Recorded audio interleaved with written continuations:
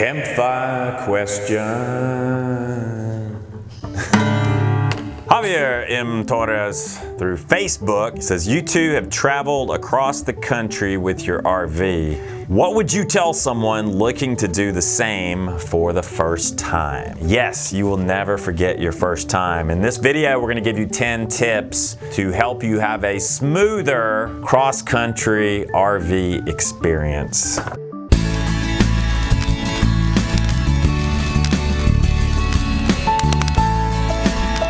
Well, we are in Arkansas on US 64 West, and we're stopped. I don't know what's going on up there, but everybody has their flashers on and they aren't letting any traffic through. Be realistic about daily driving distance. Driving an RV or towing an RV is not exactly the same experience as driving a car. It's much more mentally taxing and it's much more tiring for that reason. So we typically limit ourselves to 200 to 300 miles of daily driving distance. That's us, and when we travel, we do have the luxury of time. We realize not everybody has that luxury of time, but you really need to consider your daily driving distance.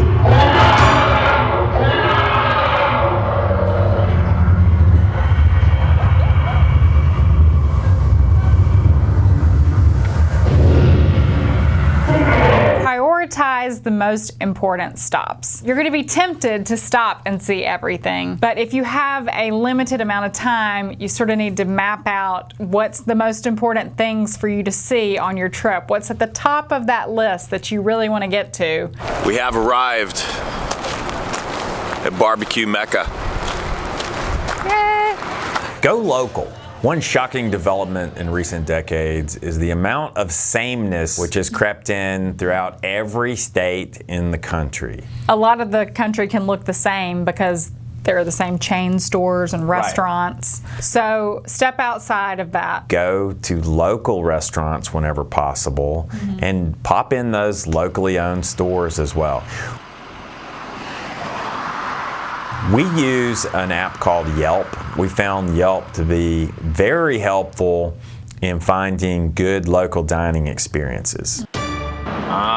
Waiting for the toll booth. Avoid major cities during rush hour. So if you are crossing the country, you don't want to be in Dallas or Houston during rush hour. You don't want to be near Chicago or Atlanta or LA or Seattle. Or Miami or Washington, D.C. or any of those places during rush hour. Newark, New Jersey, for goodness sakes. So it's important to sort of take a look at your map, see where you're going to be going that day, and if you're going to be near one of those big cities, try to get through before rush hour or after rush hour, or wait till later in the evening to pass through, because if you get stuck in rush hour in an RV, it can just really suck the fun right out of your trip, because people are short-tempered, they're in a hurry, they're trying to get home, they're not going to let you over, they're going to be slamming on their brakes in front of you. It's just going to be a disaster. To this point, you might even look at the day of the week that you depart from a town. You know, there have been times when we've left on a Sunday, for example, because we knew traffic would be thinner than leaving on Monday.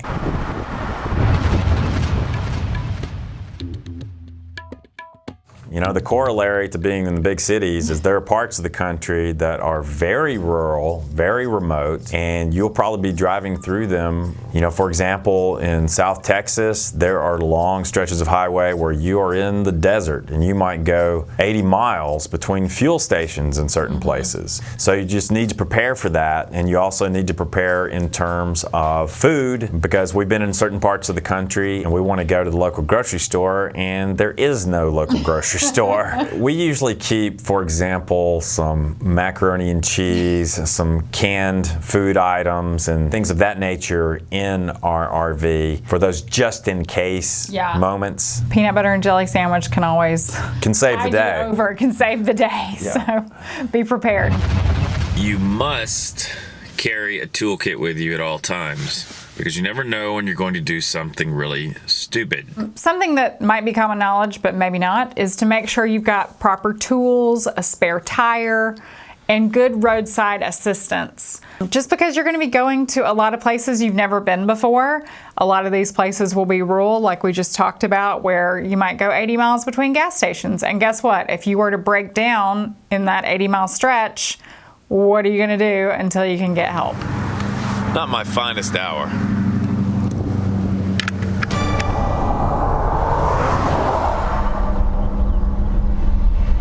Summer is coming, friends. Summer is coming. Not only can heat wear you down, it can wear your tires down. Your tire pressures will increase on really hot days. It's probably a good practice to pull over and stop every couple hours, let your tires cool off a bit, and also just to mentally refresh. There are times when we have traveled in off-peak hours during the day. Like if we knew that we were going to stop in a rest area or Walmart parking lot or something like that, and we might actually depart later in the day, be on the highway during the cooler portion of the day, and stop after dark. That's just the way we like to travel.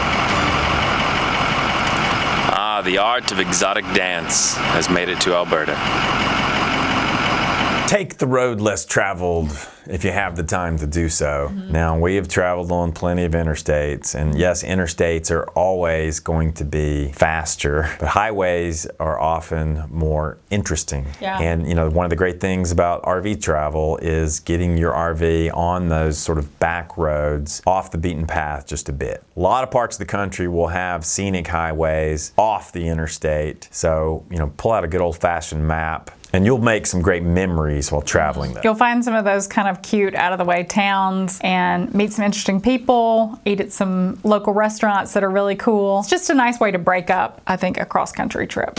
Last night, temperature got down to 11 degrees here in West Yellowstone, Montana. One of the coldest nights we've ever spent inside our RV. Be weather aware.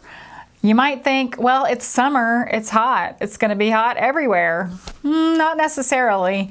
If you are from Florida and you're heading west and you're going to cut across Colorado or Wyoming or any of those places, you know, it might be 65 during the day and it might be 42 at night. You need to know sort of the general idea of what the weather typically is like in the different parts of the country you're going to be visiting. Prepare. You might need to be packing a winter coat and some hiking boots and some long pants and some thermal underwear. Yeah, we've been in Yellowstone before and seen freezing temperatures in August. Snow in Yeah. August or September, you know, at those higher elevations. And so you really have to be prepared or you're going to just be miserable. We're in Sydney, Nebraska at the hospital. Healthcare, yeah, kind of a bummer to finish on healthcare. But over the course of our travels, we've had a lot of crazy things happen. Broken my foot.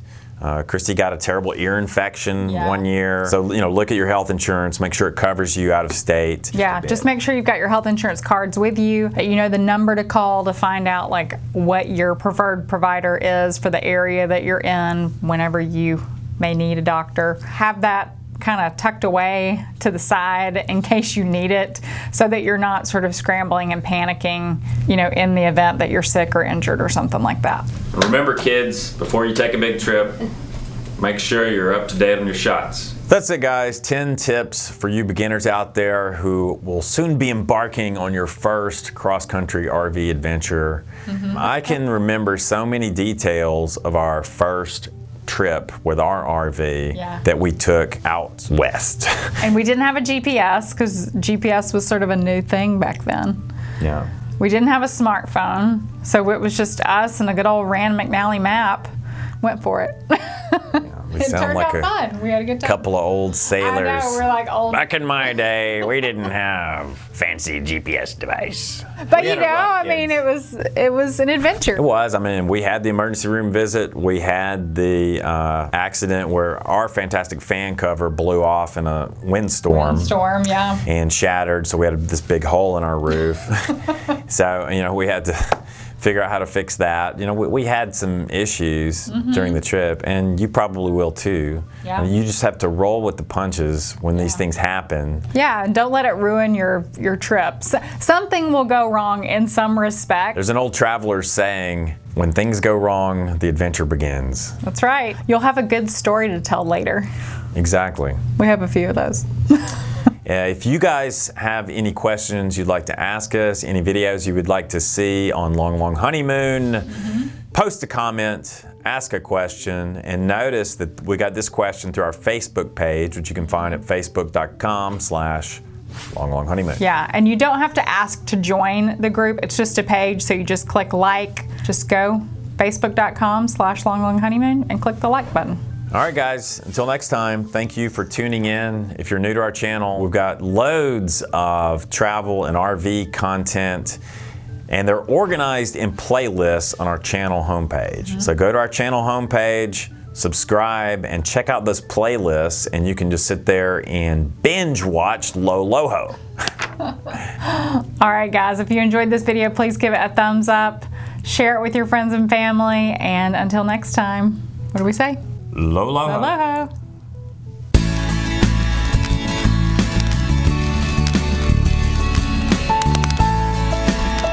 It wasn't Citizen Kane, but it wasn't bad.